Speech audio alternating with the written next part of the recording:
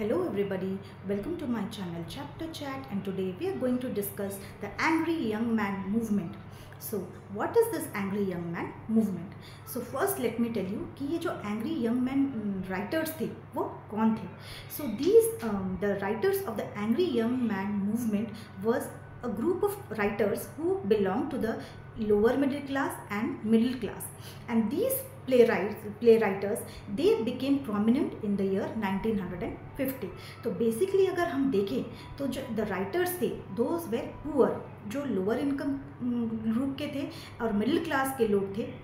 उन राइटर्स का जो ग्रुप था जो फेमस हुआ 1950 में, उनको बोला जाता है the angry young man writers. और ये पहले मैं बता दूं आपको कि इस जो ये ग्रुप है इनका बैकग्राउंड क्या है। So the first one is जो 1950 में जब वर्ल्ड वॉर 2 हुआ, तो वर्ल्ड वॉर के बाद जो इंग्लैंड में बहुत सारा सिचुएशन जो था वहाँ पे बहुत क्योटिक था। क्योंकि वॉर हुआ था उसके बाद जो सिचुएशन थी कंट्री की वो ठीक नहीं थी। The people they wanted food, they wanted job, लेकिन वॉर के बाद सिचुएशन इतनी ख़राब थी कि लोगों को वो सब चीज़ें ईज़िली अवेलेबल नहीं हो पा रही थी। जो लोअर क्लास के जो लोग थे वो बहुत सफ़र कर रहे थे अपनी लाइफ में। जो यंग मैन जो मेल्स थे उनको जॉब नहीं मिल पा रही थी।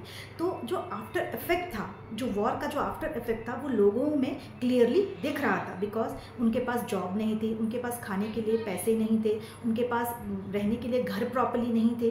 तो life was very chaotic for them, बहुत सारी प्रॉब्लम्स उनके लाइफ में आ रही थी।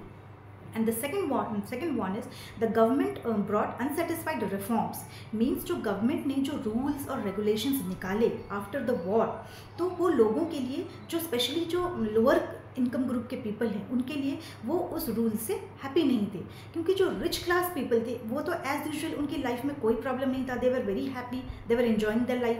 बट जो लोअर क्लास के जो लोग थे उनके लाइफ में बहुत सारी प्रॉब्लम्स थी और वो हैप्पी नहीं थे। जो गवर्नमेंट के रूल्स थे, उनको प्रॉपरली फूड नहीं मिल रहा था, जॉब्स नहीं थे उनके पास, रहने के लिए घर नहीं थे। So these were all basically उनको फाइनेंशियल प्रॉब्लम बहुत ज़्यादा थी। तो इन सब चीज़ों की जो अनसेटिस्फाइड लाइफ था उनका, so this led to this angry young man. जो राइटर्स थे उनको इमर्ज होने में ये जो सिचुएशन है इसके वजह से, इस सिचुएशन की वजह से ये जो एंग्री यंग मैन राइटर्स हैं वो बाहर निकल के आए। So this angry young man जो ये ग्रुप था, सो what was about their education? So let me tell you, these playwrights they were educated। वो जो ये कॉमन लोग थे और जो लोअर इनकम ग्रुप के जो पीपल थे वो गरीब थे। So they can not go to Cambridge and Oxford for the studies. वो इतने गरीब थे, they were not getting food properly, तो वो जाके क्या कैम्ब्रिज और ऑक्सफोर्ड में पढ़ेंगे? They were not going there.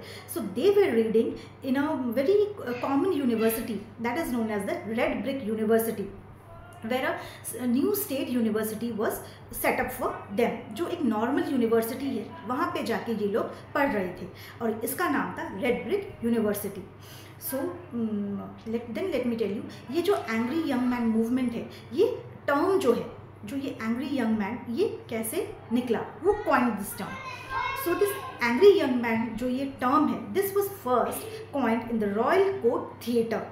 Royal court theatre में जो जॉन ऑसबॉर्न है उनकी जो प्ले है, जो लुक बैक इन एंगर, जब वो लोग देख रहे थे उन्होंने देखा कि जो ये प्रोटैगनिस्ट हैं, जो ये रियल जो जिमी पॉटर है वो एक एंग्री यंग मैन है। He is not happy with his life, उसकी वाइफ के साथ उसके रिलेशन ठीक नहीं है, he is always frustrated, always angry, उसके पास अच्छे पैसे नहीं हैं, वो हाई क्लास लोगों के साथ रहना चाहता है बट उसकी जो कंडीशन है वो फेवर नहीं करती कि वो अपने आप को रिच लोगों के साथ वो बैठ सके, घुल मिल सके। तो he was always frustrated.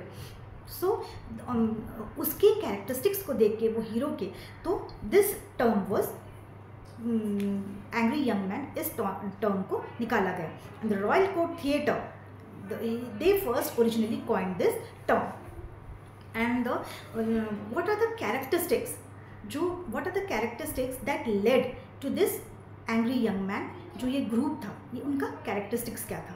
So the first one is that the hated English class system.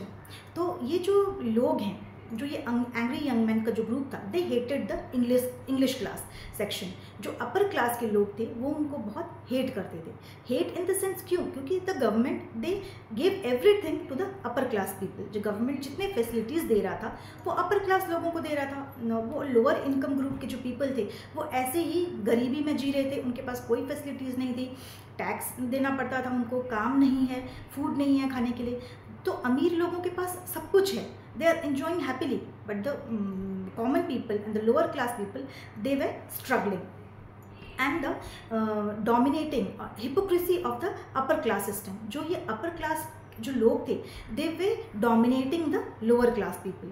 जो ये लोअर क्लास के लोग थे वो अपर क्लास इनको बहुत डोमिनेट करता था। They were not helping them, they were dominating, they were keeping these people as their workers. वो बहुत काम करते थे, बहुत कम पैसों में काम करते थे। So these people they way very frustrated, the lower class people they way very frustrated, they were not happy with these people. तो इन सब रीजन्स के वजह से, ये सारे रीजन्स की वजह से दीज एंग्री, जो ये गरीब मिडिल क्लास जो लड़के थे, they turned out to be very angry. उनका फ्रस्ट्रेशन था, उनका एंगर था जो बार बार बाहर निकल के आ रहा था। और वो चीज़ जो ये राइटर्स हैं उन्होंने देखा, और that is why this angry young man movement they emerge out.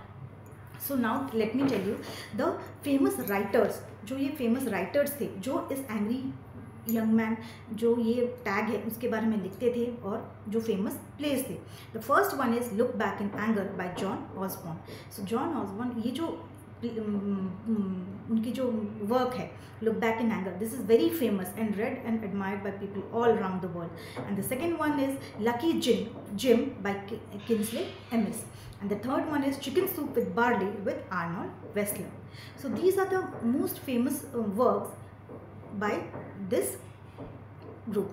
I hope आपको जो ये चीज़ है वो समझ में आया हो, and please subscribe my channel. Thank you.